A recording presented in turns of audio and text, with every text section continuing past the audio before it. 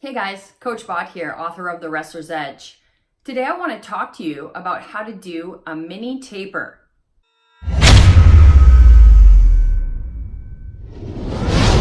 So a full taper typically lasts anywhere between 10 to 14 days, but sometimes I have athletes that compete on a pretty frequent basis, and some of the competitions aren't as important as others. So we don't want to lose a lot of gains in our strength and conditioning. So what we employ is something called a mini taper, which is usually done as short as sort of 3 to 5 days out from a major competition.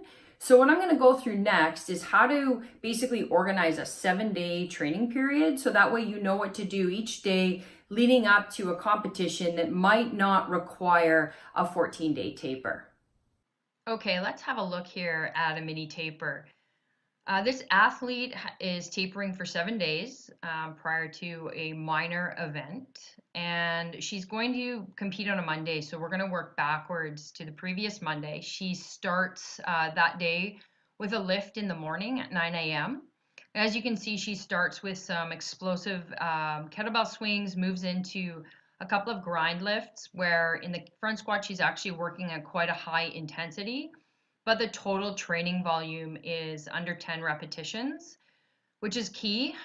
From there, she moves into some assistance work and finish up with some abdominals and neck work. So sort of just a low volume but high intensity lifting day.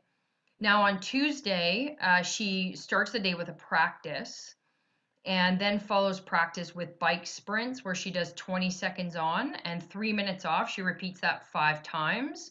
So during that 3 minutes off, she's just spinning on the bike. And I should back up for a second. On Monday, she does train in the morning at 9, but practices later on at 4 o'clock that afternoon. And that practice is typically more match scenario than the Tuesday. The Tuesday is more of a technical practice.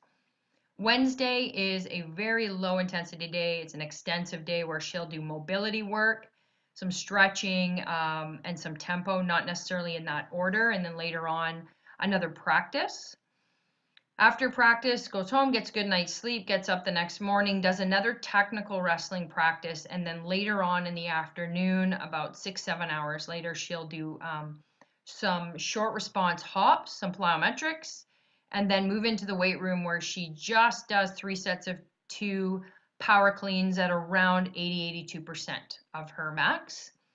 Friday's session is actually an aerobic session where she'll be stimulating that system, but when I say stimulating versus developing, so if you look at the volume for this particular athlete, 4 rounds of that is actually considered low. So you've got to consider that a taper is going to be highly individual. Saturday, she travels in the morning to New York from the West Coast, so into another time zone, 3 hours ahead. She arrives, gets to her hotel.